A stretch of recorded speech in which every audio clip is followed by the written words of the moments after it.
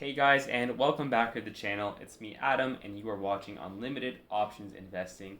In this video, we are going to be talking about how you can convert your money between the Canadian dollar and the US dollar, or vice versa, for free, in the sense that you don't have to pay any conversion fees to the entity that you're converting through. So whether it's the bank or at the airport or wherever, you just do this if you have a stockbroker account, and you have to make sure that your broker is able to do this. Most can within Canada. In the US, I am not too sure which way you would do it, but in Canada, this is definitely how, in my opinion, the best way to convert your money without paying 2%, 3% on the money you're converting. And before we get started, if you're new to the channel, welcome aboard. Hit that subscribe button. As always, smash that like button, and in my description below, I've linked my Instagram, my TikTok, and my Twitter. Check it out. Alright, so I'm first going to be showing you how to convert your money from the Canadian dollar to US dollar. And we start off with the DLR ETF on the Toronto Stock Exchange, which is the Horizons US dollar currency ETF. And it seeks to reflect the price in Canadian dollars of the US dollar, net of expenses, by investing primarily in cash and cash equivalents that are denominated in the US dollars. So what does that mean in layman terms? Essentially, this ETF DLR, which is also dollar, that took me a while to kind of just like snap in my head, but anyway, DLR dollar, essentially what Horizons has done is they just bought up a bunch of US cash, and what you're doing is you're buying that US cash with your Canadian cash. So this DLR is in Canadian dollars, but it represents the US dollars that it holds. And pretty much it will fluctuate up and down based on the ratio between how much the US dollar is worth and how much the Canadian dollar is worth. If DLR is going up, that means the US dollar is going up relative to the Canadian dollar, and vice versa. If DLR is going down, that means the Canadian dollar is showing strength and the US dollar relatively is getting weaker. Really, all the time, the Canadian dollar and the US dollar are fluctuating in value relative to one another.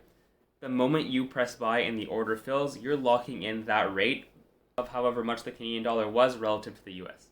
So whatever profit or loss you're going to see once you buy DLR after you buy it is essentially telling you whether the US dollar has strengthened or weakened since. So step 2 will largely depend on which broker you're using. So if you're with the bank or a discount broker, for example with Questrade, which is who I am with right now, I buy DLR and then I have to physically call them on my phone or chat to them through their online feature and tell them, hey, I just bought X amount of DLR shares. Can you please journal these shares to DLRU? And essentially what DLRU is the American dollar in US dollars. It also trades on the TSX, however it just trades in US dollars. So what you're doing is you're converting from DLR, again that's based in Canadian dollars, to DLRU, which is the same thing but is based in US dollars. So when you do eventually sell it, you get US dollars out of it instead of the Canadian. So you get to bypass the entire conversion fee whether you were to do it right away. The con of this is that it's a little bit more effort and takes more time. But really, to me, it's always worth it to do it this way than pay someone fees that I don't need to. Now, for example, I know with TD Bank, you don't need to call them whatsoever. I know that you just have to buy a DLR, and then what you do is you have to wait a couple of days until the transaction settles.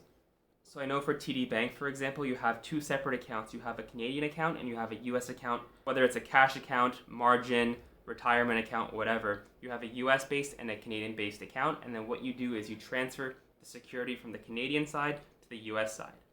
And then once it's in your US account, you sell it and you should have US dollars. Again, what I would do is I would look at my specific brokerage, call them up, check out their website and see what you have to do specifically to journal your shares from DLR to DLRU. And don't be dissuaded by customer service if they tell you, oh no, it's too dangerous or you shouldn't do it, because they're just looking at their best interest to get you to spend more money, and they make more on their top and bottom line. And that's pretty much it. Simple, effective, and that's Norbert's Gambit. Let me know in the comments below if you've ever converted your money this way. Again, subscribe, like, check out my links below in my description, and I will see you in the next video.